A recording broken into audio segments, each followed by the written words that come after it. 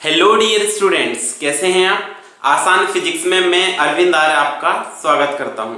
आज हम एक नया कॉन्सेप्ट फिर से पढ़ेंगे। आगे जो हम पढ़ रहे थे इलेक्ट्रिक फील्ड कैलकुलेट कर रहे थे ड्यू टू चार्ज रिंग। ठीक है, आवेशित वलय के कारण हमने क्या किया था, विद्युत क्षेत्र ज्ञात किया था। आवेशित वलय के कारण क्या किया था, विद्युत क्षेत्र ज्ञात किया था। तो हमने आवेशित वलय के कारण विद्युत क्षेत्र कैलकुलेट किया था। उस सीरीज में हमने एक तो क्या किया था, सबसे पहले एक कंप्लीट रिंग के लिए इलेक्ट्रिक फील्ड कैलकुलेट की थी और एक हाफ रिंग के लिए इलेक्ट्रिक फील्ड कैलकुलेट की थी।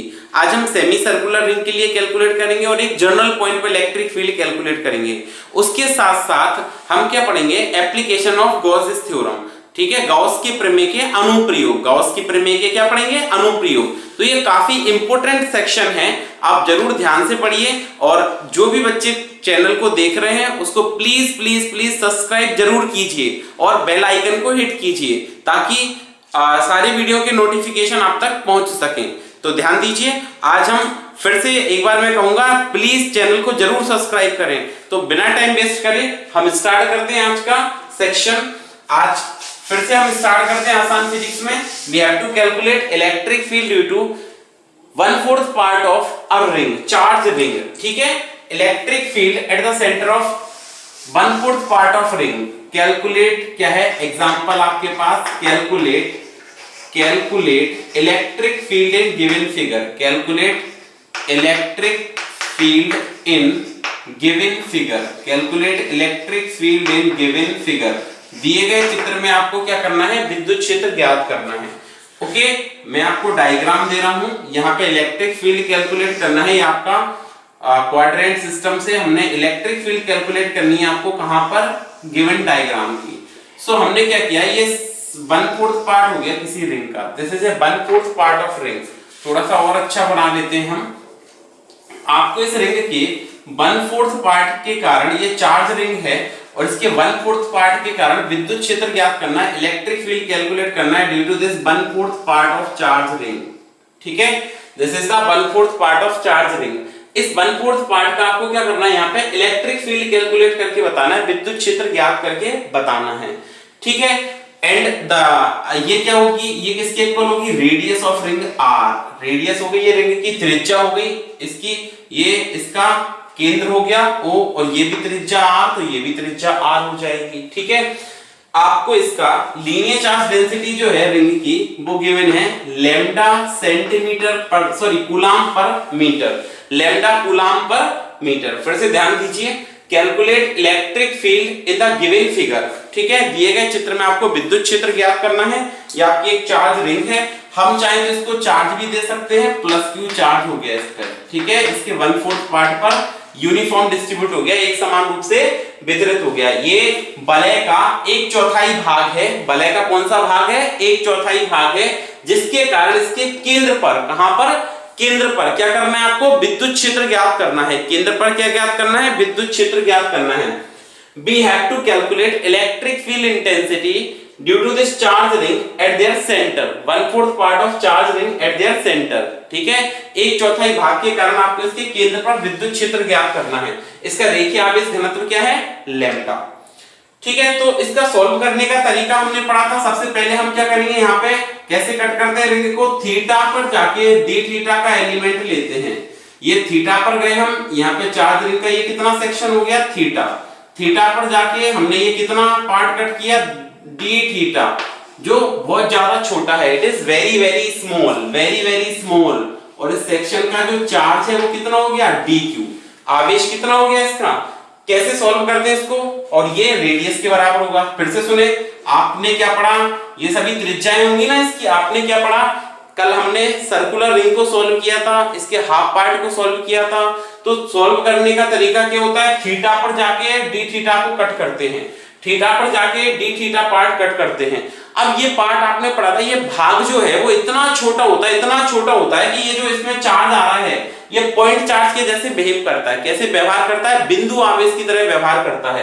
कैसे बिहेव करता है, पॉइंट चार्ज की तरह बिहेव करता है, पॉइंट चार्ज की तरह व्यवहार करता है, बिंदु आवेश की तरह व्यवहार करता है। अच्छा, अगर ये पॉइंट चार्ज के जैसे बिहेव करता है तो हमको क्या करना है, इसका लैम्डा की वैल्यू कैलकुलेट करनी है यहाँ पे। तो लैम्डा क्या है, लीनियर चार्ज डेंसिटी, रेखीय आवेश घनत्व है लैम्डा, और रेखीय आवेश घनत्व है तो आप इसको क्या लिख सकते हो, यहां से लिखेंगे लैम्डा इज इक्वल टू क्या, थीटा पर जाके आपने कितने का कट किया, डी थीटा पर जाके डी थीटा का। अब इस सेक्शन की लेंथ मैंने dl कंसीडर कर ली, कितनी है इसकी, इस भाग की लंबाई कितनी है dl है, तो ये क्या हो जाएगा dq/dl। इस सेक्शन की लेंथ dl मानी तो dq/dl, इसके अंदर गुणा करें तो dq की वैल्यू आ जाएगी आपके पास क्या, लैम्डा dl, dq आ गया क्या, लैम्डा dl। ये फर्स्ट इक्वेशन बन गई, dq क्या आ गया आपके पास में, लैम्डा dl, ये आवेश का मान ज्ञात कर दिया, ठीक है। अच्छा, अब ये dl का मान कैसे कैलकुलेट करेंगे, तो हमने पढ़ा है कोण बराबर चाप बटे त्रिज्या, तो कोण कितनी है ये d थीटा, कोण कितनी है d थीटा, तो हमने लिखा कोण बराबर angle equal to arc upon radius, तो एंगल क्या है d थीटा है, आर्क कितना लगाया आपने, dl लेंथ का लगाया है डिवाइडेड बाय रेडियस, तो dl क्या आ गया आपके पास में r d थीटा, dl की वैल्यू क्या आ गई आपके पास में r d थीटा, ये dl आ गया। Now put dl in equation 1, dl का मान समीकरण 1 में रखने पर पुट वैल्यू ऑफ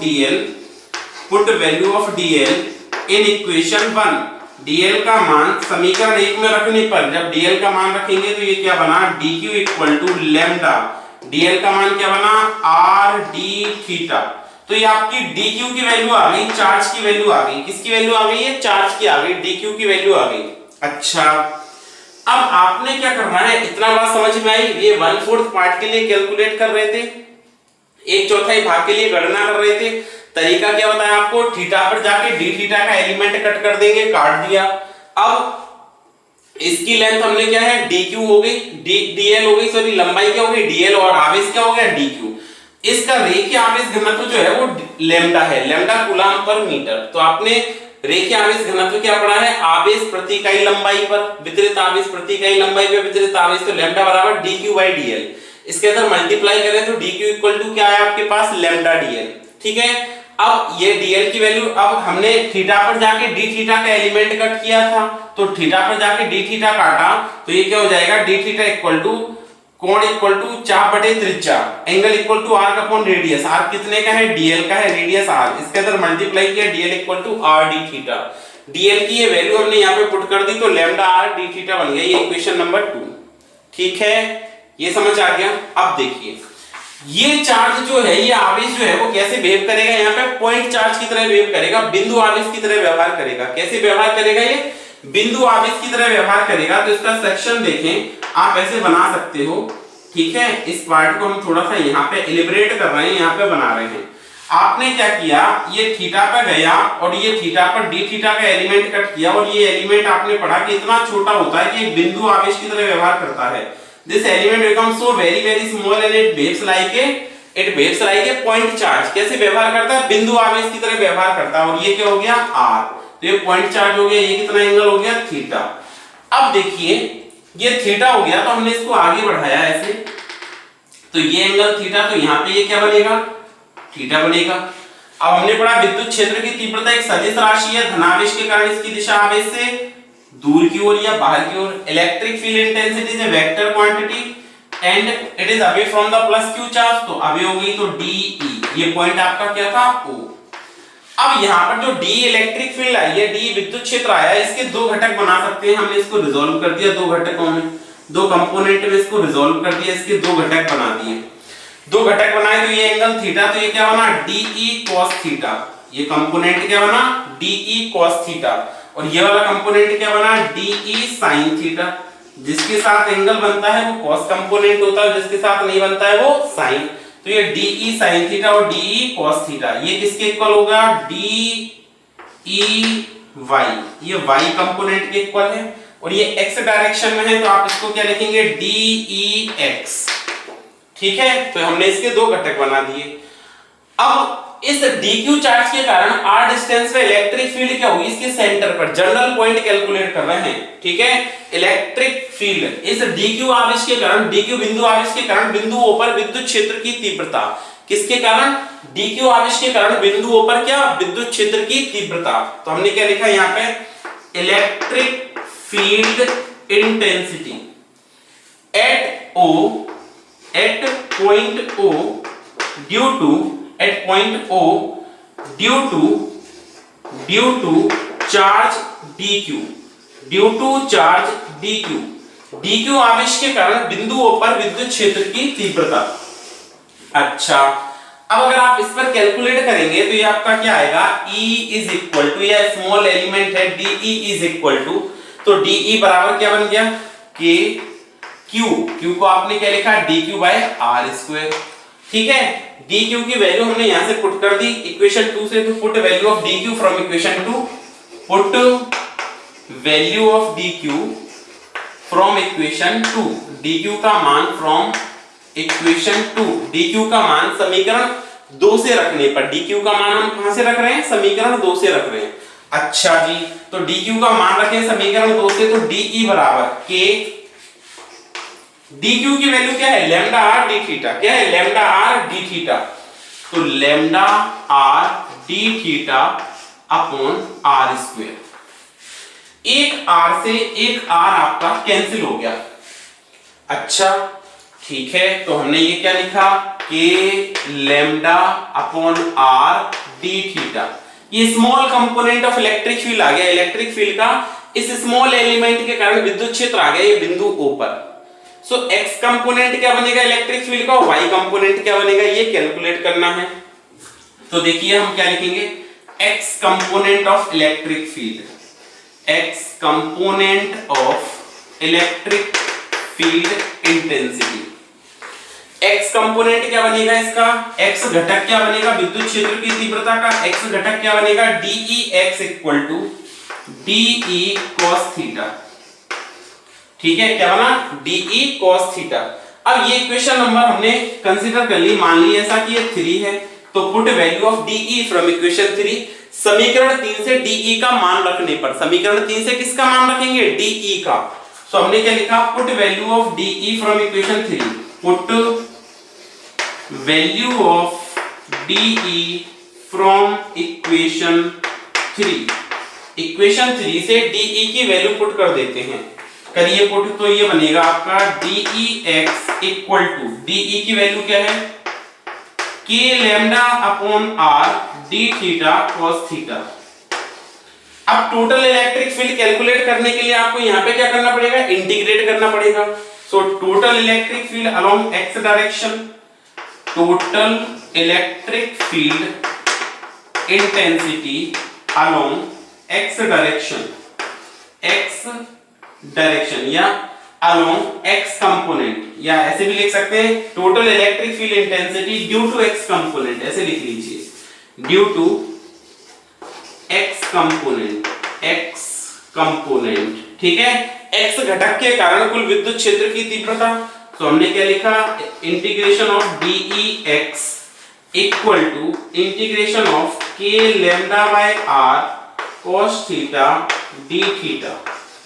अब आप देखिए इसके सेंटर से हमें कितना मूव करना है, ये देखिए आपकी 1/4 पार्ट है रिंग का, कितना पार्ट है, 1/4 पार्ट, 1/4 भाग है, तो 1/4 भाग में यहाँ पे एंगल कितना बनता है, π/2, कितना बनता है, π/2, तो ये 0 है, और यहाँ से कहां तक ले जा रहे हैं, π/2, यहाँ पे क्या हो जाएगा, Ex। इसका इंटीग्रेशन करना है, ठीक है, इसका क्या करना है, आपको समाकलन करना है। अगर आप इसका इंटीग्रेशन सॉल्व करेंगे तो देखिए इसका इंटीग्रेशन क्या होगा, इसका हम समाकलन देखते हैं कि इसका समाकलन क्या बनेगा, इसका इंटीग्रेशन सॉल्व करने के बाद कैसा बनेगा। तो इसका इंटीग्रेशन देखिए हमने क्या करना है, इसका कंपोनेंट x कंपोनेंट और y कंपोनेंट दो घटक हैं, x घटक और y घटक, ये दो घटक हैं, इसको हमें कैलकुलेट करना है। तो जैसे आप कैलकुलेट करेंगे तो देखो DEx का क्या हो जाएगा, Ex, लिमिट 0 से Ex equal to k lambda by r, constant है बाहर निकाल दिया, k lambda by r, integration क्या हो जाएगा, cos theta d theta, cos theta d theta, और लिमिट 0 से π/2, लिमिट रखें तो Ex upper limit minus lower limit 0 equal to k lambda by r, cos theta का इंटीग्रेशन क्या हो जाएगा, sin थीटा हो जाएगा, और 0 से क्या आ जाएगा, π/2 आ जाएगा। ठीक है, वैल्यू रख ले इसकी, तो x कंपोनेंट क्या आ गया, Ex equal to k lambda by r, और अपर लिमिट तो sin π/2 माइनस लोअर लिमिट तो sin 0। ठीक है, sin 0 की वैल्यू 0, π/2 कितना 1। तो आपका x कंपोनेंट आ गया इसका k λ/r। x घटक आ गया विद्युत क्षेत्र की तीव्रता का k λ/r। x घटक क्या आ गया k λ/r, k λ/r। अच्छा, अब देखिए y component of electric field, x के बाद y component of electric field intensity, विद्युत क्षेत्र की तीव्रता का y घटक आप कैलकुलेट करोगे तो आप क्या लिखोगे DEy equal to DE sin theta, DEy equal to DE sin theta. अब DEy इक्वल टू आपका है DE sin थीटा, तो DE की वैल्यू तो हमको पता है क्या है k dq/r², या यहां से रखे k λ/r d theta, k λ/r d theta. तो यहां से DE की वैल्यू पुट कर दी। तो हमने क्या कहा यहाँ पे पुट वैल्यू ऑफ DE, क्या सॉल्व किया, पुट वैल्यू ऑफ DE का मान रखने पर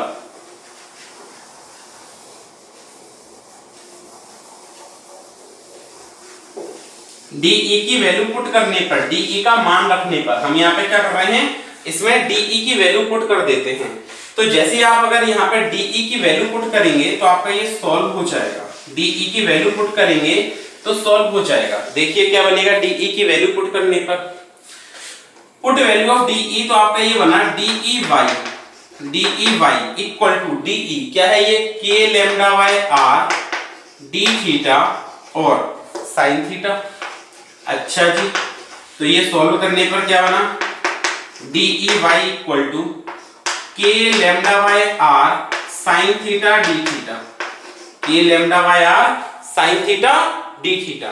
अब आपको टोटल इलेक्ट्रिक फील्ड कैलकुलेट करनी है, तो इसका हम क्या करें, इंटीग्रेशन करें। तो integration of DEy equal to integration of k λ/r sin theta d theta. अब जब फिर से ये बाई एक्सिस के अलोंग 0 होगी इलेक्ट्रिक फील्ड का 0 डिग्री पर, और π/2 पर कितनी हो जाएगी ये Ey। DEy का जब आप इंटीग्रेशन करेंगे तो आपका Ey बन जाएगा, लिमिट लगा दी 0 से लेके Ey equal to k λ/r, ये कांस्टेंट है हमने बाहर निकाल दिया, और आपका यहाँ पे इंटीग्रेशन होगा 0 से क्या π/2 sin थीटा d थीटा, 0 से π/2 sin थीटा d थीटा। अच्छा, अब हम इसको फाइनल आंसर कैलकुलेट करते हैं। ठीक है, इसमें कितना आएगा, अब ये वैल्यू होगी कितनी, इसका मान क्या होगा वो देख लेते हैं। इसकी वैल्यू क्या आएगी ये हम इसमें सॉल्व कर लेते हैं। तो देखिए इसकी वैल्यू होगी आपकी sin थीटा d थीटा, ये आ गया आपका। इसके बाद हमने इसको आगे सॉल्व किया, sin थीटा d थीटा के आगे सॉल्व किया इस टर्म को। तो जैसे आप इसको आगे की तरफ सॉल्व करेंगे तो ये कंपोनेंट आपका ऐसे बन जाएगा, ध्यान दीजिए। Ey की जगह Ey की वैल्यू पुट करेंगे तो ये बन गया Ey is equal to k λ/r, यहाँ पे हमने लिमिट पुट करी ना, तो अपर लिमिट Ey की जगह Ey माइनस 0। ठीक है, सो ये बना k λ/r sin थीटा का क्या हो जाएगा minus cos theta, sin theta का क्या हो जाएगा माइनस का cos थीटा। ओके, तो ये माइनस का cos थीटा हो गया 0 से π/2। अब आप लिमिट पुट करिए इसमें, जैसे आप यहाँ पे लिमिट पुट करना शुरू करेंगे तो ये बनेगा Ey equal to k λ/r, upper limit put करेंगे तो ये बनेगा माइनस का cos π/2। ठीक है, माइनस का cos π/2 और माइनस cos 0। ओके, ये बन गया। अब इनकी वैल्यूज पुट करें तो cos π/2 का मतलब होता है cos 90 डिग्री, और cos 90 की वैल्यू क्या होती है 0, cos 90 की वैल्यू क्या होती है 0। तो Ey equal to k λ/r, ये 0 हो गया, और माइनस माइनस प्लस cos 0 की वैल्यू क्या होती है 1। तो Ey ये कंपोनेंट क्या आ गया आपका k λ/r, और ये भी क्या आ गया x कंपोनेंट k λ/r। तो नेट इलेक्ट्रिक फील्ड क्या आएगी आपकी Enet इक्वल टू रूट, दोनों परपेंडिकुलर है ना, दोनों एक दूसरे के, एक कंपोनेंट इधर है और एक इधर है, परपेंडिकुलर है 90 डिग्री पर है। तो आप क्या लिखते हैं ex² plus ey² plus ey²। अब देखिए जो Ex की वैल्यू है क्या वही Ey की वैल्यू है k lambda by r, k lambda by r। इसका मतलब है कि आप यहाँ पे क्या कह सकते हैं, because Ex is equal to Ey। Ex जो है वो किसके इक्वल है, Ey के इक्वल है। तो आप यहाँ पे क्या लिख देंगे, root Ex square plus Ex square, और ये सॉल्व होने के बाद क्या बनेगा, रूट में 2Ex स्क्वायर। जब आप सॉल्व करोगे तो E नेट का क्या आ जाएगा, रूट 2Ex। Ex की वैल्यू आप यहाँ पे पुट कर सकते हैं k लैम्डा बाय r। तो हमने यहाँ पे वैल्यू रखी root 2 k lambda by r। This is the answer.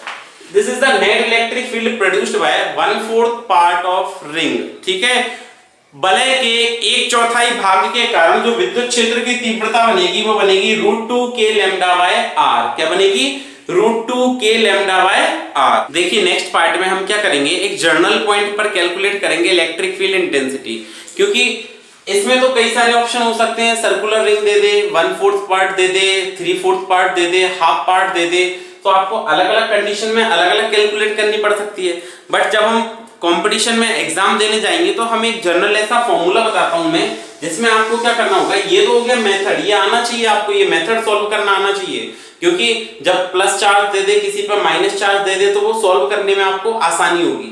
But एक जनरल पॉइंट पर भी हम कैलकुलेट कर सकते हैं। ठीक है, तो electric field of ring at general point हम क्या कैलकुलेट करेंगे नेक्स्ट में, electric field intensity of ring at general point, of ring at general point. General point पर, सामान्य बिंदु पर इलेक्ट्रिक फील्ड इंटेंसिटी कैलकुलेट करनी है।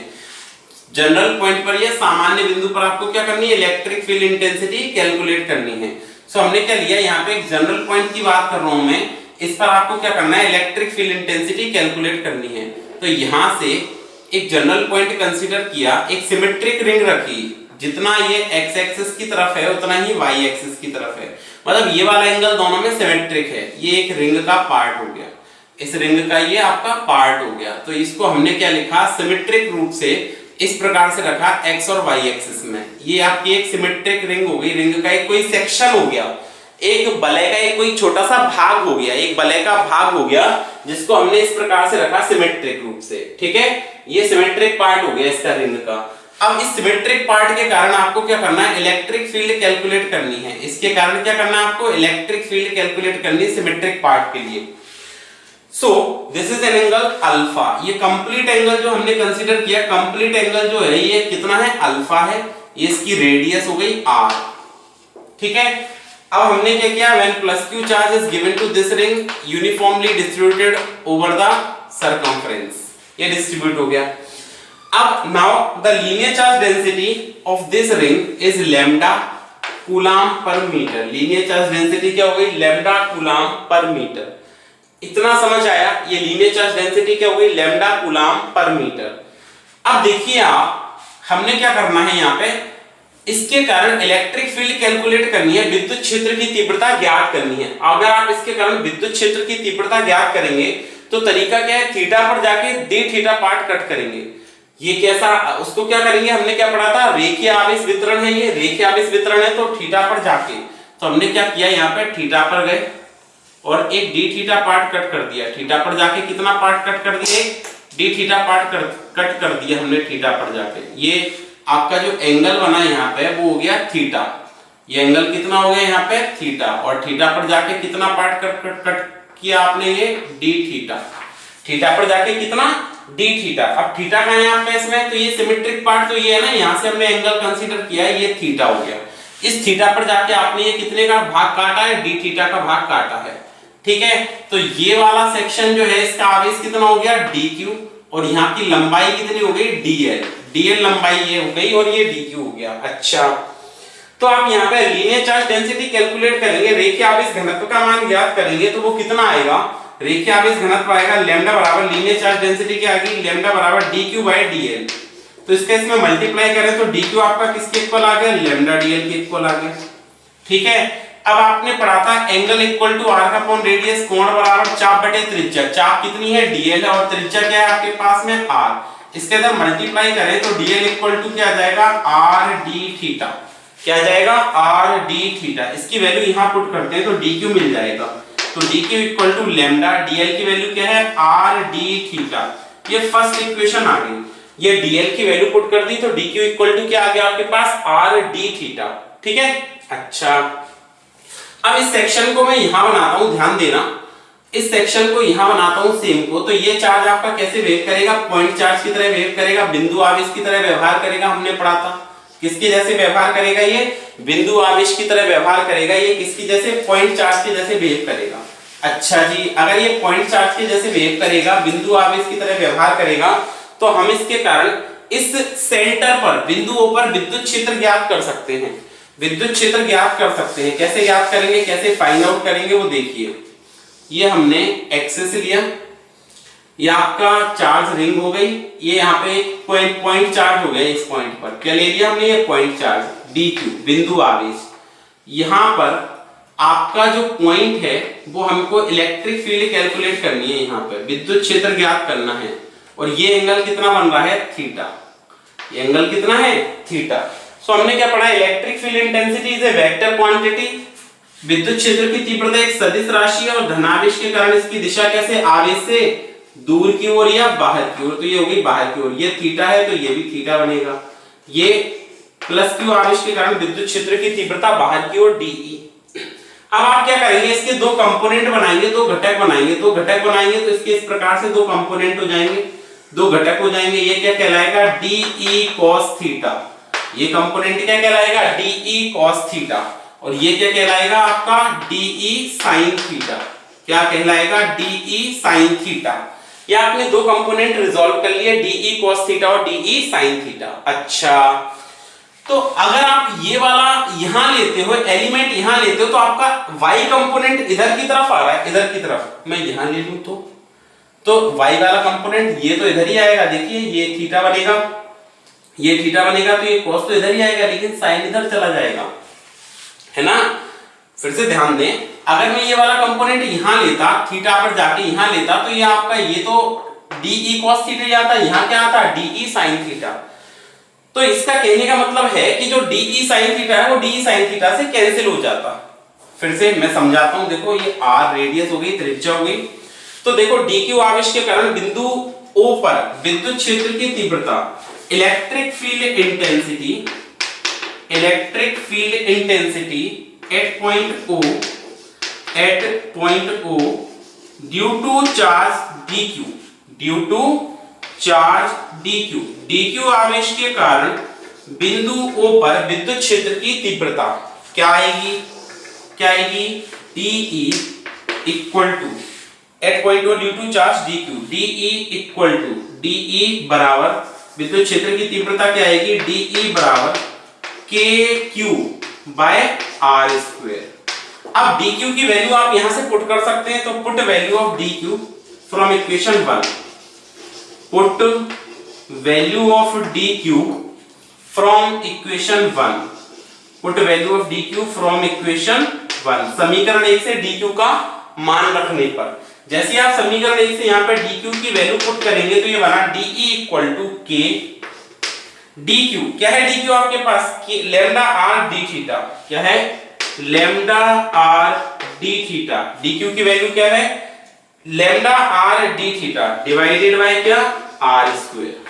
ठीक है, अब आप देखिए यहाँ पे एक r से एक r कैंसिल हो जाएगा, तो आपका ये जो कंपोनेंट आया वो क्या आया, dE is equal to, component क्या आया, d equal to k r d theta upon r, k lambda, sorry क्या आया, k लैम्डा अपॉन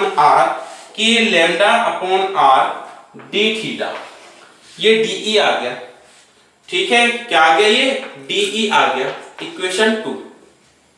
अब मैं जो पहले आपको समझाना चाह रहा था वो ये बात कर रहा था, ध्यान दें कि यहां पर ये जो कंपोनेंट है, अगर मैं यहाँ पे थीटा पर जाके d थीटा को कट करता, ध्यान समझना जरा, ये थीटा पर जाके किसको कट करता, d थीटा को, तो ये आपका dq चार्ज हो जाता, बिंदु आवेश की तरह व्यवहार करता, ये थीटा हो गया। अब आप इसको आगे ऐसे एक्सटेंड करते तो यहाँ पे ये क्या बनता, ये भी थीटा बनता और इलेक्ट्रिक फील्ड ऐसे आती। अगर ये एंगल सेम है तो dE हो जाता, एक कंपोनेंट तो इधर जाता, क्योंकि ये थीटा है तो ये थीटा ही बनता, तो ये dE sin थीटा। और ये कंपोनेंट DE cos थीटा, तो कहने का मतलब ये DE sin थीटा और ये DE sin थीटा क्या हो जाता, कैंसिल हो जाता। DE sin थीटा कैंसिल हो जाता। कहने का मतलब यहाँ पे कौन सा कंपोनेंट एक्ट नहीं कर रहा है, x कंपोनेंट। विद्युत क्षेत्र की तीव्रता का कौन सा घटक कार्य नहीं कर रहा है, x घटक। कौन सा घटक कार्य नहीं कर रहा है, x घटक। कौन सा कार्य कर रहा है, केवल y घटक।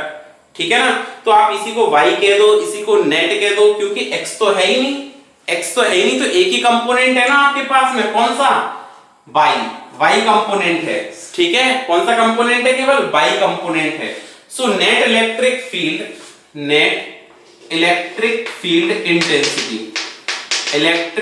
इंटेंसिटी एट पॉइंट O, बिंदु O पर परिणामी विद्युत क्षेत्र की तीव्रता। अब ये कंपोनेंट तो एक्ट कर रहा है और ये दोनों कंपोनेंट कैंसिल आउट हो गए, तो नेट इलेक्ट्रिक फील्ड क्या आएगी, ई नेट, वही तो नेट होगी, वही कौन सा होगा, वाई कंपोनेंट होगा। E net equal to E Y, या आप लिख दें D E net equal to D E Y equal to क्या, D E cos theta. Put value of D E cos theta, ये समझ आ गया ना। अब देखो put value of D E from equation 2, put value of D E from equation 2, समीकरण 2 से डी का मान रखने पर, समीकरण 2 से डी का मान रखने पर, तो क्या आता है ये d net equal to d cos theta. अब डी की वैल्यू क्या है, k lambda by r d theta cos theta. ठीक है, ये तो इस स्मॉल कंपोनेंट के कारण आया, छोटे से भाग के कारण आया। तो टोटल इलेक्ट्रिक फील्ड कैसे आएगी, इंटीग्रेट करने पर आएगी दोनों साइड का, on integrating both side. So total electric field intensity due to given part, total electric field intensity due to given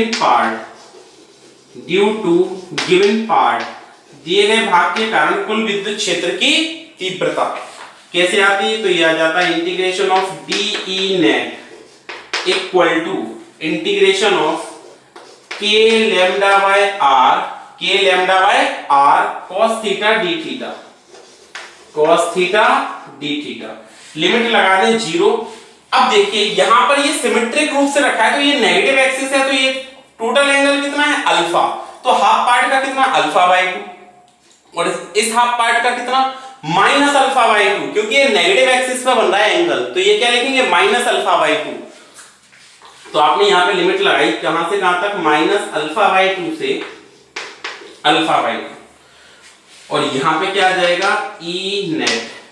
ठीक है, अब आप इसका इंटीग्रेशन वाला पार्ट सॉल्व कर दें और फाइनल आंसर आपको मिल जाएगा। फिर देखिए ये फॉर्मूला कितने काम का है, आप ये देखिए कितने काम का फॉर्मूला है। ठीक है, जो बच्चे अभी लाइव आए हैं और अगर उन्होंने चैनल को सब्सक्राइब नहीं किया है तो वो प्लीज चैनल को क्या करें, सब्सक्राइब करें, जरूर सब्सक्राइब करें।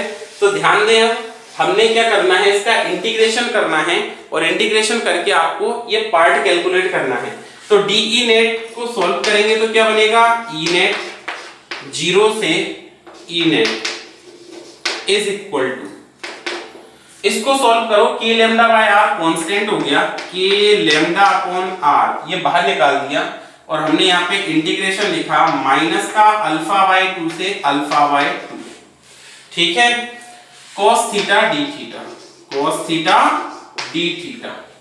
अब आप एक बात ध्यान दीजिए, इसकी वैल्यू पुट करेंगे तो यहाँ पे तो ई नेट माइनस 0, तो ये ई नेट आ गया इक्वल टू, ये क्या बना, k lambda by are, cos theta का क्या हो जाता है, sin थीटा, cos थीटा का integration sin theta minus alpha by 2 से अल्फा बाय 2। वैल्यू पुट करें तो ये बना, आपके पास क्या बना, E net equal to k lambda upon r. Value put करके देखें, अपर लिमिट तो sin alpha by 2 minus lower limit तो sin minus alpha by 2, alpha by 2 से माइनस अल्फा बाय 2। ये समझ में आ गया। अब तो वेरी सिंपल हो गया, ये सॉल्व करना बड़ा ही आसान हो गया, बड़े आसानी से आप इसको सॉल्व कर सकते हैं वेरी सिंपली मैनर में। ठीक है, बहुत ही आसान तरीके से आप इसको सॉल्व कर सकते हैं। सिंपल मैनर में आप क्या कर सकते हैं, इसको सॉल्व कर सकते हैं। तो देखिए कैसे सॉल्व करेंगे इसको, बड़े ही सिंपल मैनर में वैल्यू पुट कर देनी है आपको, इसके मान रख देने हैं। तो जैसे आपने ये वैल्यू पुट की तो ये क्या बना आपके पास में, E net equal to k lambda by r, k lambda by r, और ये क्या बन गया, sine alpha by 2, sine alpha by 2। ये माइनस और sine minus theta, sine minus theta क्या होता है, minus sine theta, sine minus theta क्या होता है, माइनस साइन थीटा, तो ये प्लस हो जाना चाहिए, प्लस साइन अल्फा बाय 2। अब आप इसको ऐड कर दें, sign alpha by 2 plus sign alpha by 2, 2 sine alpha by 2, तो ई नेट आपका क्या आ गया, ई नेट क्या आ गया, 2 साइन अल्फा बाय 2 आ गया ना, तो K lambda by R into 2 sine alpha by 2। Multiply करें और फाइनल आंसर लिखें, मल्टीप्लाई करें और फाइनल आंसर, तो फाइनल आंसर क्या आया, E net equal to 2k lambda by are sine alpha by 2। This is the answer, this is your final answer. बड़े ही काम की वैल्यू है ये, याद रखना, 2k lambda by are sine alpha by 2। अब आप देखिए इससे कोई भी प्रॉब्लम हो, रिंग वाली कोई भी प्रॉब्लम हो, आप सॉल्व कर सकते हैं। कैसे, आपने कहा था एक कंप्लीट पार्ट के लिए सॉल्व करके बताओ, ठीक है। तो कंप्लीट पार्ट के लिए कितना होता है, कंप्लीट पार्ट के लिए नेट इलेक्ट्रिक फील्ड उसके सेंटर पर, कहां पर, सेंटर पर, उसके केंद्र पर, केंद्र पर परिणामी विद्युत क्षेत्र की तीव्रता। तो कंप्लीट रिंग के लिए एंगल कितना बनेगा, ये आपका 360 डिग्री, कितना बनेगा, 360 डिग्री, और 360 का मतलब 2 पाई। तो हमने यहाँ पे क्या लिखेंगे, for complete ring, for complete ring, ring के कंप्लीट भाग के लिए, पूर्ण भाग के लिए, कंप्लीट रिंग के लिए अगर आप लिखें तो ई नेट कंप्लीट रिंग के लिए अल्फा कितना आ जाएगा, 2 पाई 360 डिग्री। तो आप क्या लिखेंगे, E net equal to 2k lambda by are sine 2 pi by 2, 2 से 2 गया, साइन पाई की वैल्यू क्या, 0। बात समझ में आ गई। तो कंप्लीट रिंग के लिए नेट इलेक्ट्रिक फील्ड क्या होती है, उसके सेंटर पर 0, क्या होती है, 0। फॉर हाफ रिंग क्या बात करें अपन, अर्ध वलय की बात करें, फॉर हाफ रिंग अर्ध वलय की बात करें, तो अर्ध वलय के लिए जो एंगल बनता है वो कितना बनता है, पाई बनता है, कितना बनता है, पाई बनता है। तो यहाँ पे अल्फा की जगह पाई, तो पाई बाय 2, साइन पाई बाय 2 1, तो 2k लैम्डा बाय आर आ गया, क्या आ गया, 2k लैम्डा बाय आर। जैसे अभी अपन ने पढ़ा था 1/4 पार्ट के लिए, किसके लिए, 1/4 पार्ट के लिए। तो अगर हम 1/4 पार्ट की बात करें, मैं यहाँ लिख देता हूँ, for 1/4 part of ring, half ring के लिए तो क्या आ गया आपके पास में, ई नेट, हाफ पार्ट के लिए, हाफ पार्ट के लिए क्या आ गया, ई नेट, हाफ पार्ट के लिए आपने ये क्या लिखा, पाई, तो ये क्या बना, पाई बाय 2, 1 हो गया, 2k लैम्डा बाय आर, ठीक है ना। For 1/4 part, for 1/4 part, 1/4 part की बात कर रहा हूं मैं, 1/4 भाग की बात कर रहा हूं। तो 1/4 भाग में एंगल कितना बना आपका, पाई बाय 2, 90 डिग्री, कितना बना, पाई बाय 2। तो ये कितना हो जाएगा, 2k lambda by are sine pi by 2, तो ये बनेगा पाई बाय 4, और साइन पाई बाय 4 क्या होता है, 1/√2। तो ये क्या आ गया, 2k lambda by R into 1/√2। अब देखिए ये √2 से ये √2 कैंसिल हो जाएगा, तो ये रूट लग जाएगा, तो क्या आ गया, 2k √2k lambda by are. तो ऐसे हमको सॉल्व करना है। तो बड़ा काम का फॉर्मूला है, आपने देखा।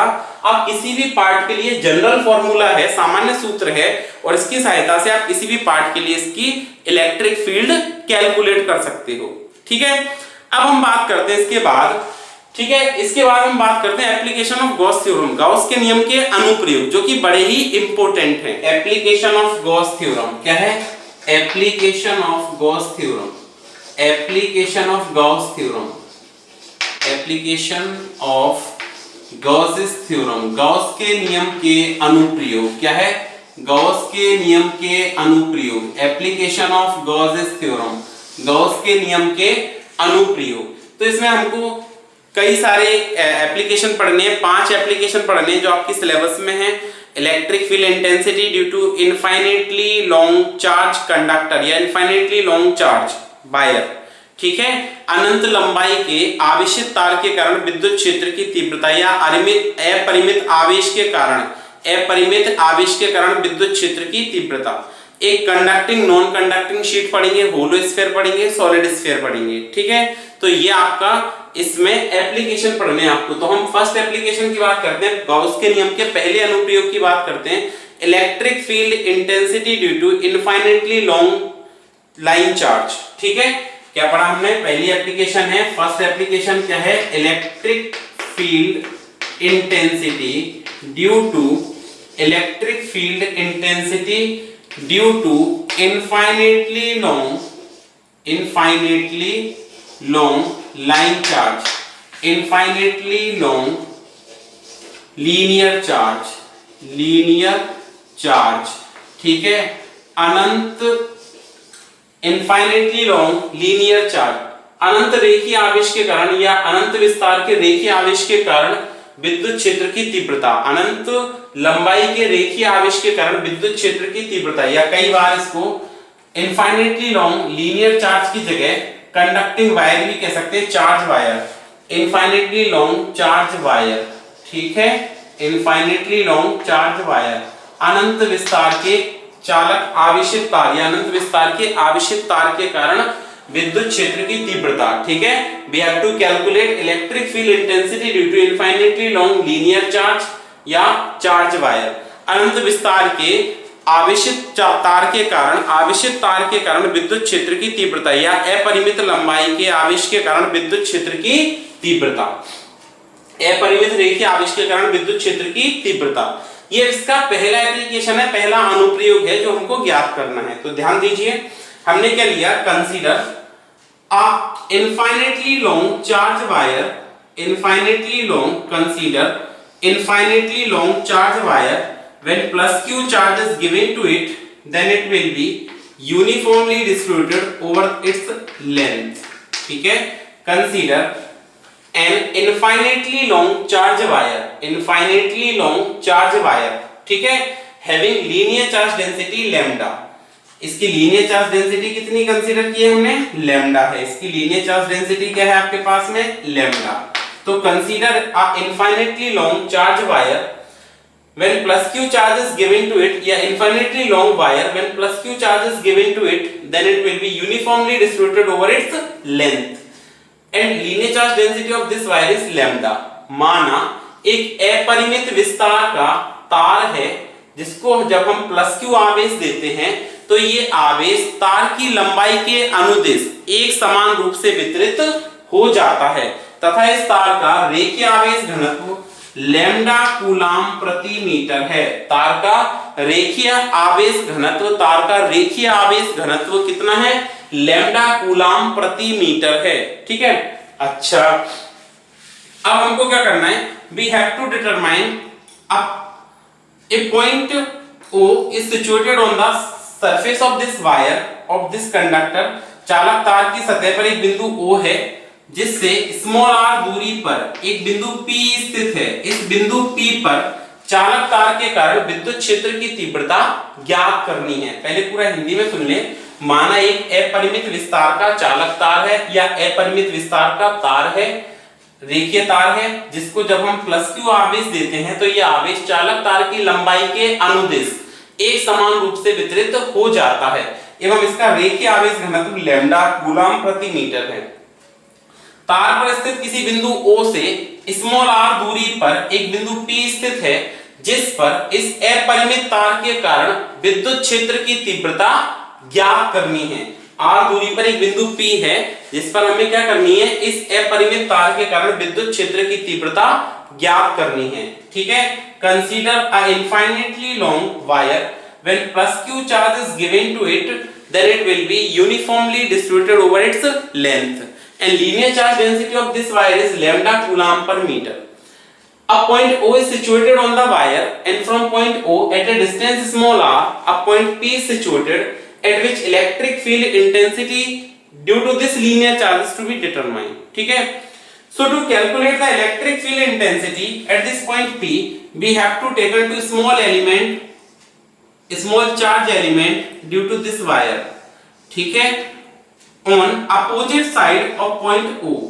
ठीक है, बिंदु P पर विद्युत क्षेत्र की तीव्रता ज्ञात करने के लिए हमने इस चालक तार पर दो dl लंबाई के दो अल्पांश भाग लिए जिनका आवेश dq है। dl लंबाई के दो अल्पांश भाग लिए जो बिंदु O से समान दूरी पर है, बिंदु ओ से कैसे हैं, समान दूरी पर है, कितनी लंबाई के हैं, dl लंबाई के, और आवेश क्या है इनका, dq है।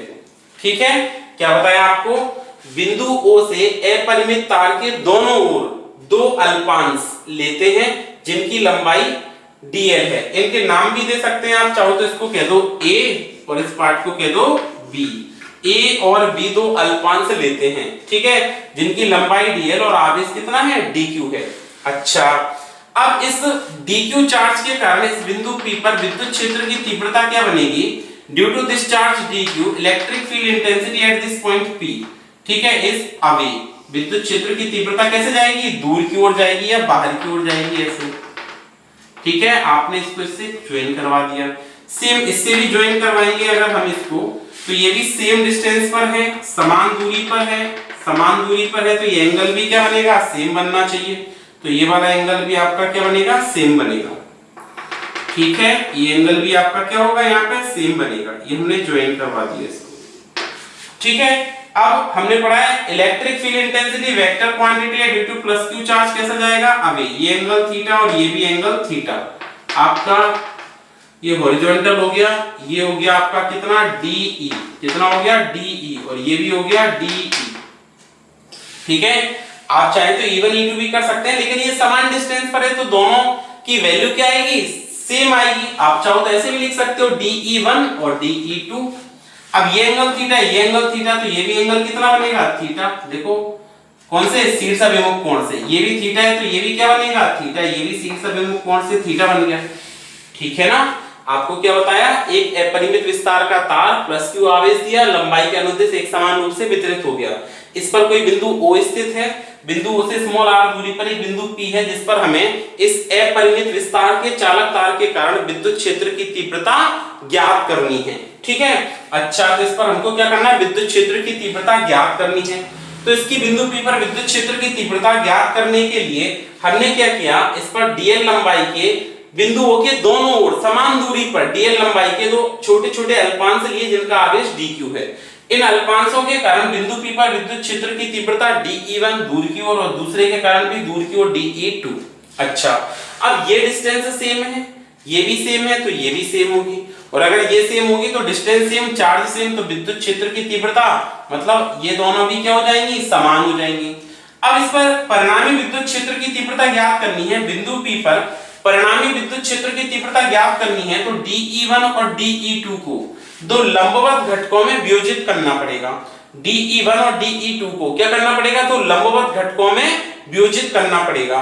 तो आप घटक बनाएंगे जैसे, तो इधर की तरफ क्या आएगा, इसका कंपोनेंट क्या आएगा, इसका घटक ये आएगा dE1 cos थीटा, और इधर की तरफ इसका कंपोनेंट क्या आएगा, घटक क्या आएगा, dE1 sin थीटा।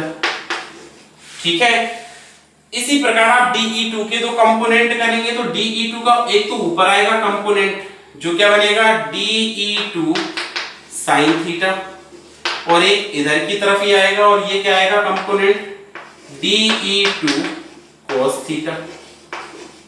ठीक है, बिंदु P पर परिणामी विद्युत क्षेत्र की तीव्रता ज्ञात करने के लिए dE1 और dE2 को दो लंबवत घटकों में वियोजित कर देंगे। तो इसका जो घटक है, जो dE1 sin थीटा और dE2 sin थीटा, ये अक्ष के कैसे हैं, लंबवत हैं, और dE1 cos theta dE2 cos theta कैसे, अक्ष के अनुदिश हैं। अब एक बार इंग्लिश में सुने, consider an infinitely long wire, when plus q charge is given to it, then it will be uniformly distributed over its length. A point P is situated on the wire, and from point O at a distance small r, a point P is situated, at which electric field intensity is to be determined. So to calculate the electric field intensity at point P, we have to take two small charge element on both sides of point O at the same distance. So now electric field intensity due to this charge element dq is away. Intensity is a vector quantity, and due to plus q charge, direction away, and due to this plus q charge also direction away. Now to calculate the resultant electric field intensity at point P, dE1 and dE2 are mutually resolved into two perpendicular components. So ये dE1 cos theta dE1 sin theta, ऊपर dE2 sin theta dE2 cos theta. अब now देखिए आप, ये distance same, क्योंकि ये same है और ये भी सेम है, तो ये इंटेंसिटी भी तो क्या होनी चाहिए, सेम, क्योंकि ये चार्ज भी सेम है। तो इसका मतलब यहां से हम क्या कह सकते हैं कि जो DE1 है, because there DE1 is equal to DE2, DE1 का मान DE2 के इक्वल है। अगर इक्वल है तो देखो ये वाला कंपोनेंट, क्योंकि ये एंगल भी सेम है, तो ये वाला कंपोनेंट और ये वाला कंपोनेंट एक दूसरे को क्या कर देगा, कैंसिल आउट कर देगा, एक दूसरे को क्या कर देगा, निरस्त कर देगा। और आपका एक ही कंपोनेंट एक्ट कर रहा है जो इसके सरफेस के कैसे परपेंडिकुलर है।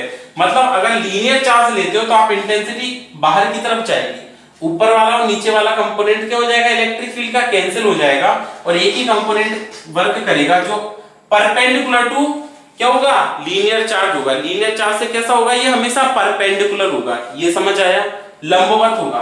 तो अब आप देखिए यहाँ पे रिजल्टेंट इंटेंसिटी कैलकुलेट करने के लिए आपको यहाँ पे क्या करनी पड़ेगी, एक सिमेट्री बनानी पड़ेगी। हमने पढ़ा था कि गॉस थ्योरम में जब भी आप इलेक्ट्रिक फील्ड कैलकुलेट करते हैं, गॉस की प्रमेय में जब भी आप विद्युत क्षेत्र की तीव्रता ज्ञात करते हैं, तो आपको क्या करना होता है, एक सममिति बनानी होती है, ठीक है, एक क्लोज सरफेस के अंदर चार्ज रखना होता है, ठीक है, सिमेट्रिक क्लोज सरफेस बनाते हैं जिसको हम कहते हैं गॉसियन सरफेस। गॉस के नियम में परिणामी विद्युत क्षेत्र की तीव्रता ज्ञात करने के लिए एक सममित सतह बनानी होती है जिसको हम कहते हैं गॉसियन पृष्ठ या बंद पृष्ठ। क्या कहते हैं, गॉसियन पृष्ठ या बंद पृष्ठ।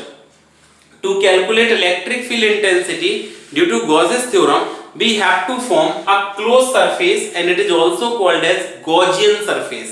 तो आपको यहाँ पे क्या करना पड़ेगा, ये चार्ज को गॉसियन सरफेस के अंदर लाना पड़ेगा। ये बनाने का मतलब केवल मैं इतना बताना चाह रहा था कि आपका यहाँ पर ये वाला कंपोनेंट और ये वाला कंपोनेंट कैंसिल आउट हो जाएगा, फील्ड का ऊपर वाला नीचे वाला एक ही कंपोनेंट आएगा जो परपेंडिकुलर टू लीनियर चार्ज होगा। रेखीय आवेश से कैसे होगा, लंबवत होगा। क्या समझ आया, इंटेंसिटी इधर की तरफ ही जाएगी केवल, ठीक है। अब हम इसको सिमेट्री से सॉल्व करते हैं, ठीक है, सिमेट्री से सॉल्व करते हैं। तो देखो सिमेट्री से हम इसको कैसे सॉल्व करेंगे वो देखो, ये डायग्राम समझ में आना चाहिए आपको पहले तो, जिससे कि आप सिमेट्री को आसानी से समझ पाए, ठीक है। सो हमने क्या किया, आपका एक इनफाइनेटली लॉन्ग चार्ज वायर था, अनंत या अपरिमित विस्तार का आवेशित तार था। सो हमने क्या किया, consider a infinitely long charge wire, infinitely long charge wire, ठीक है, अनंत विस्तार का एक तार है। जब इसको हमने क्या किया, प्लस क्यू चार्ज दिया, कितना चार्ज दिया, प्लस क्यू चार्ज दिया, तो इसकी लेंथ के अलोंग, लंबाई के अनुदिश एक समान रूप से वितरित हो गया। कंसीडर क्या बताया आपको, एक अपरिमित लंबाई का चालक तार है। जब हम इसको प्लस क्यू आवेश देते हैं तो इसकी लंबाई के अनुदिश एक समान रूप से वितरित हो जाता है, ठीक है। अब आप देखिए ये लंबाई के अनुदिश वितरित हो गया, तो इसके हम केवल L सेक्शन का यूज कर रहे हैं। कितने भाग का उपयोग कर रहे हैं, L लंबाई का उपयोग कर रहे हैं। इसके कारण पहले फील्ड कैलकुलेट करते हैं, ठीक है।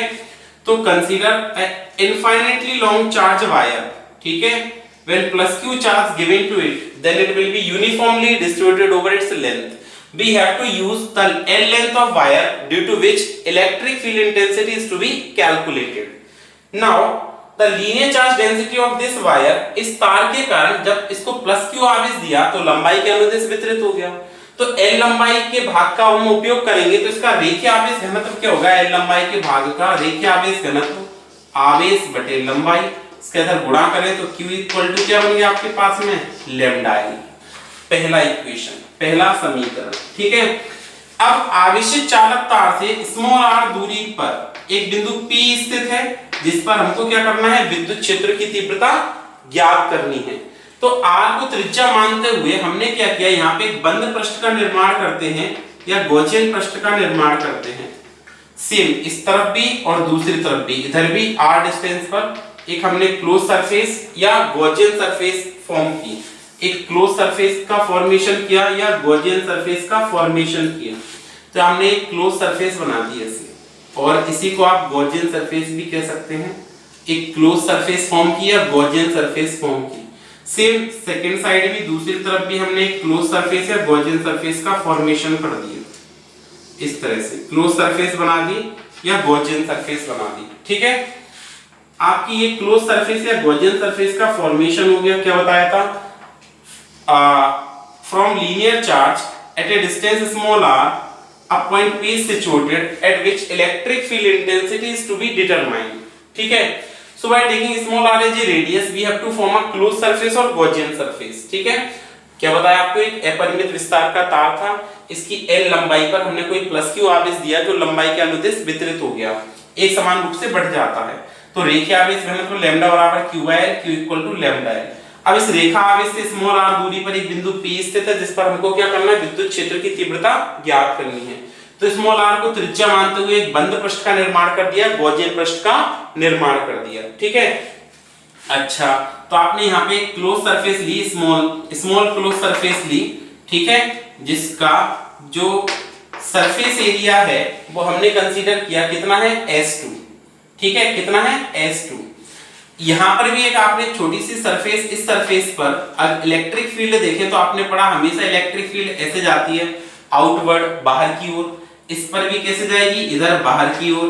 इस पर भी कैसे जाएगी इलेक्ट्रिक फील्ड की अगर हम बात करते हैं तो इस सरफेस पर भी कैसे जाएगी इलेक्ट्रिक फील्ड, आउटवर्ड, बाहर की ओर. ठीक है, अब आप देखो r को त्रिज्या मानते हुए, स्मॉल r को त्रिज्या मानते हुए हमने एक बंद पृष्ठ बना दिया, गॉसियन पृष्ठ बना दिया, तो इससे विद्युत क्षेत्र की तीव्रता तो बाहर की ओर निकल रही थी ना, तो ये आ गई E, ये विद्युत क्षेत्र की तीव्रता हो गई. अब आप अगर इन सरफेसेस पर, ये एक वृत्ताकार सतह है, ये भी वृत्ताकार सतह है, तो अगर आप इस पर अभिलंब बनाते हो, नॉर्मल ड्रॉ करते हो away from the surface n के, ये नॉर्मल हो गया सरफेस पर. इस सरफेस पर नॉर्मल बनाते हो तो अवे ऐसे बन जाएगा, और इस सरफेस पर नॉर्मल बनाते हो तो ये अवे, ये ऐसे बन जाएगा n के. अच्छा, इसको मैंने क्या कहा है, ds1. इस सरफेस को आपने क्या कहा है, ds2, और इस सरफेस को क्या कहा है, ds3. ये तीन सरफेसेस हो गई, ds1, ds2, ds3. ठीक है, फिर से सुने. To calculate electric field intensity due to this charge wire, ठीक है, we have to calculate electric field intensity due to this charge wire. So from linear charge at a distance small r, a point P is situated at which electric field intensity is to be determined. Then by taking r as a radius we have to form a closed surface और Gaussian surface. ठीक है, अब आपने close surface का formation कर दिया, सो electric field intensity calculate करनी है तो स्मॉल सेक्शन ले लिए इस पर, ये ds1 हो गया, ds2 हो गया, ds3 हो गया.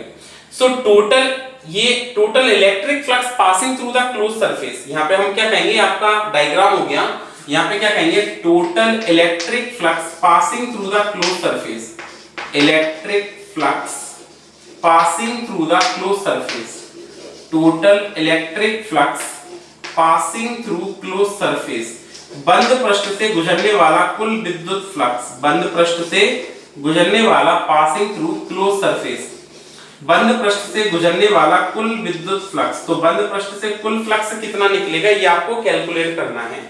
तो आपने यहाँ पे किया phi इक्वल टू क्या पढ़ा, surface integration of E vector dot ds vector. अगर आपने फ्लक्स वाला लेक्चर देखा है तो आपको याद होगा, ये बंद पृष्ठ से गुजरने वाला कुल विद्युत फ्लक्स, बंद पृष्ठ से गुजरने वाला कुल विद्युत फ्लक्स क्या लिखेंगे, phi इक्वल टू पृष्ठीय समाकलन E vector dot ds vector, E vector dot ds vector. अब इसके तीन भाग हैं, एक तो ये सर्कुलर सेक्शन है, दूसरा ये सर्कुलर सेक्शन है, तीसरी इसको अपन कहते हैं वक्र पृष्ठ. ये वृत्ताकार सतह, ये वृत्ताकार सतह, ये वक्र पृष्ठ कहलाती है बेलन की, क्योंकि ये सममिति कैसी बनी, इसकी गॉसियन सरफेस की सिमेट्री कैसी बनी, बेलनाकार बनी. ठीक है, गॉसियन सरफेस की सिमेट्री, गॉसियन सरफेस की सममिति कैसे बनी, बेलनाकार बनी. सिमेट्री ऑफ गॉसियन सरफेस कैसा है, सिलिंड्रिकल है. तो इसके तीन सेक्शन हो गए, सर्कुलर, सर्कुलर और ये कर्व्ड सरफेस. सो आपने इसको तीनों सेक्शन को अलग अलग किया, ये तो क्लोज सरफेस हो गई. टोटल फ्लक्स के लिए तीनों सेक्शन को अलग किया तो phi equal to surface integration of S1, पहली सरफेस के लिए. ये कौन सी सरफेस थी आपकी, S1 सरफेस थी. ठीक है, इस सरफेस को आपने क्या कहा है, S1, इस सरफेस को क्या कहा है, S2, और इस सरफेस को आप क्या कह सकते हैं, S3. तो ये S1 E vector dot ds1 vector plus ये पहली सरफेस के लिए आ गया E डॉट ds, फिर दूसरी सरफेस के लिए surface integration of S2 E vector dot ds2 vector plus तीसरी सरफेस की भी बात करें तो सरफेस इंटीग्रेशन ऑफ S3 और आपने यहाँ पे क्या लिखा, E vector dot ds3 vector. ये तीनों सरफेसेस को मैंने सेपरेट कर दिया, तीनों सतहों को अलग अलग कर लिया। अच्छा, अब आपने तीनों सरफेस को अलग अलग कर लिया, आपने चाहिए total flux passing through the surface, बंद पृष्ठ से गुजरने वाला कुल विद्युत फ्लक्स। तो टोटल फ्लक्स चाहिए, तो आपने यहाँ पे क्या लिखा, फाई इज इक्वल टू, अब आप देखो पहली surface ds1, electric field intensity और नॉर्मल में एंगल कितना बन रहा है, ये हमने बाहर की तरफ क्यों लिया, अभी रीजन बताया था, क्योंकि वो परपेंडिकुलर कंपोनेंट दोनों कैंसिल हो जाते हैं, केवल यही कंपोनेंट इस पे एक्ट करता है। ठीक है, तो आपने क्या किया यहाँ पे कि यहाँ पर देखो इलेक्ट्रिक फील्ड और नॉर्मल टू द सरफेस कैसे हैं, परपेंडिकुलर टू ईच अदर, तो एंगल कितना बना 90 डिग्री। सो हमने क्या लिखा, surface integration of S1, surface integration of S1 is equal to EdS1 क्या बना, cos 90, क्या बना, EdS1 cos 90 प्लस, ठीक है, यहां पे लिख देते हैं, इसको मिटा के थोड़ा सा आगे लिख देते हैं ताकि आपको पूरा समझ में आ जाए। ये याद रखना, Q इक्वल टू क्या है आपके पास, linear charge density, Q equal to क्या है, लैम्डा L, ये फर्स्ट इक्वेशन थी। Q इक्वल टू क्या आया है, लैम्डा L, लीनियर चार्ज आया है ये। अब आप देखिए, इसको हम थोड़ा सा अच्छे से सॉल्व करके लिखते हैं पूरा कंप्लीटली, ताकि आपको समझ में आए, ये क्लियर हो बात की है क्या ये चीज। ठीक है, जब आप इसको आगे सॉल्व करते हैं तो आगे सॉल्व करने पर देखिए क्या बनेगा, इसका टर्म क्या आएंगे ये देखते हैं हम। आगे सॉल्व करने पर इसके क्या टर्म बनते हैं वो देखते हैं, आगे कैसे हम इसको सॉल्व कर सकते हैं ये देखते हैं, ध्यान दीजिए। तो ये बना आपका, क्या बना ये टर्म, सरफेस इंटीग्रेशन फ्लक्स क्या आया, phi equal to surface integration of S1, surface integration of S1, ये क्या आया, EdS1 cos 90, EdS1 cos 90, क्योंकि ये परपेंडिकुलर है। दूसरी सरफेस की बात करूं तो plus surface integration of S2, यहाँ पे क्या बनेगा, EdS2। अब यहाँ पे एंगल देखो कितना है, ये एंगल देखो कितना है, इलेक्ट्रिक फील्ड और नॉर्मल टू द सरफेस कैसे एक दूसरे के पैरेलल है, विद्युत क्षेत्र की तीव्रता और अभिलंब कैसे हैं यहाँ पे समांतर हैं, तो एंगल कितना बनेगा, 0 डिग्री बनेगा, तो cos 0 plus surface integration of S3, S3 surface पे देखो इलेक्ट्रिक फील्ड और नॉर्मल फिर से कैसे हैं, परपेंडिकुलर हैं, तो आप क्या लिखेंगे, EdS3 cos 90, ये समझ आ गया। अब देखो cos 90 की वैल्यू कितनी, 0, cos 90 का मान 0, उसका भी 0, हमने क्या बताया, cos 90 की वैल्यू क्या, 0, तो फाई इक्वल टू cos 90 की वैल्यू 0, तो ये पूरा टर्म 0 हो जाएगा, ये 0 हो गया, plus surface integration of S2 EdS2 cos 90 की वैल्यू, सॉरी cos 0 की वैल्यू क्या 1, तो ये EdS2 आ गया, cos 0 की वैल्यू क्या 1, तो ये क्या आ गया, EdS2 प्लस ये भी cos 90 की वैल्यू क्या 0, तो ये भी 0 हो गया। अब यहाँ पे आप देखिए E कांस्टेंट है, तो फ्लक्स क्या आएगा, ध्यान दीजिए, phi equal to E constant है, सरफेस इंटीग्रेशन ऑफ S2 और ये बन गया ds2। अब ये ds2 है क्या, कौन सी सरफेस है, S2 कर्व्ड सरफेस है, और कर्व्ड सरफेस ऑफ सिलेंडर क्या होता है, बेलन का वक्र पृष्ठ क्या होता है, बेलन का वक्र पृष्ठ क्या होता है, कर्व्ड सरफेस ऑफ सिलेंडर क्या होता है, 2 पाई RL, RH पढ़ा था आपने 10th में, लेकिन हमने यहाँ पे लेंथ L ली है तो 2 पाई RL। आप इसको क्या लिखेंगे, curved surface of cylinder, curved surface of cylinder, sorry क्या लिखेंगे, curved surface of cylinder, curved surface of cylinder, बेलन का वक्र पृष्ठ, बेलन का वक्र पृष्ठ, कर्व्ड सरफेस ऑफ सिलेंडर। तो आपने इसको सॉल्व करके क्या लिखा, phi is equal to E into 2 pi RL, ये सेकेंड इक्वेशन आ गई आपकी, ये आपकी सेकेंड इक्वेशन आ गई। अच्छा, अब इसके बाद देखें, ये सेकेंड इक्वेशन के बाद हमने ऐसे भी पढ़ा है गॉस थ्योरम से कि टोटल फ्लक्स जो क्लोज सरफेस से पास होता है, ये तो हमने फ्लक्स की डेफिनेशन से देखा। अब by Gauss theorem, Gauss theorem apply करते हैं इसमें, बाय गॉस थ्योरम, गॉस के नियम से, गॉस के नियम से, तो गॉस के नियम से आप इसमें क्या लिख सकते हैं कि फाई जो होता है वो होगा 1/ε0 इंटू क्यू। फाई क्या होता है 1/ε0 इंटू क्यू। अगर जिनने गॉस थ्योरम वाला नहीं पढ़ा है तो स्टेटमेंट ये था total flux passing through the closed surface is 1/ε0 times to the charge present inside the closed surface. तो ये सेकंड इक्वेशन है, थर्ड इक्वेशन, दोनों फ्लक्स की वैल्यू है। इन दोनों को हमने क्या कर दिया, कंपेयर कर दिया। क्या कर दिया, कंपेयर कर दिया। तो समीकरण 1 और 2 की तुलना कर दी। गॉस के नियम से क्या पढ़ा है, phi equal to 1/ε0 into Q. अब आपने समीकरण 2 और समीकरण 3 की तुलना कर दी on comparing equation second and third.